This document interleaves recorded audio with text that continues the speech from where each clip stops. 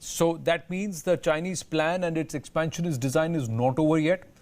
And if it is a long cold winter, which could get hot, it will be a very, very hot spring in this region, Sreeram Chaulia. And that is what India has to be ready and wary of. And it has to tell the world that this is what China is up to.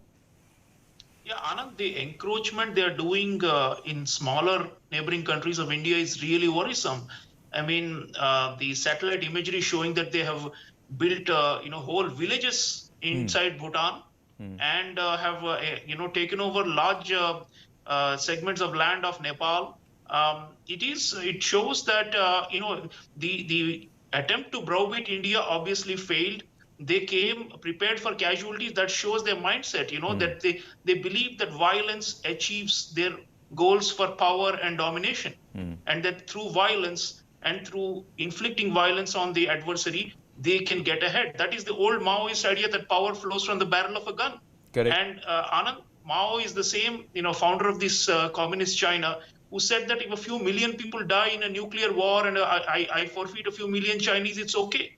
At the end of the day, I will stand my ground and raise the China's stature in the world. That is how they think, cold-blooded. So the cold-blooded murders they tried to commit of our forces, they were rebuffed. They lost, as General was saying.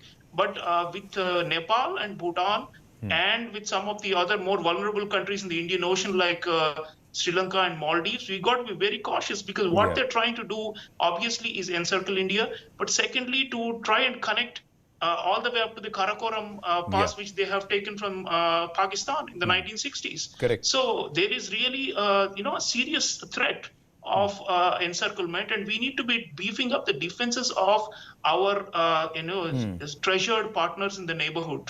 And there, I think what we did in 2017 in Bhutan to stand up for Bhutan in Doklam, we may have to do more such moves now, Anand. It's not only our own direct border with the Tibet, with the Chinese-occupied Tibet, it's also protecting some of these buffer countries, which if they are lost, we are going to have the dragon all over us. So we need to proactively push them back at different points. So we have to engage with Nepal and with Bhutan especially to make sure that they are trying to cover up. I mean, some of these countries are so weak that don't have a chance to stand up to China. True. So for them, they will deny and officially say, no, there's no problem. But the reality is these maps are showing the reality. The Chinese are encroaching. True. So I think India is the only savior now. India is the only hope for these countries. So we need to show more defense diplomacy, Anand. It's not only our ability to deter aggression at the LAC, but broader defense diplomacy to be able to push them back where required, to provide surveillance, reconnaissance, intelligence, mapping, and of course firepower